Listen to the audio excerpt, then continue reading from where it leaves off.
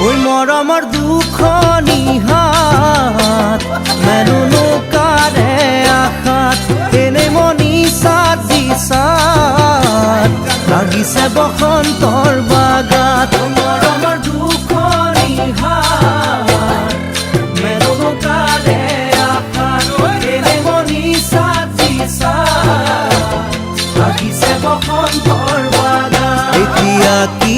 কৰো কতে মৰো কলৈ যাওঁ বাৰু কোৱা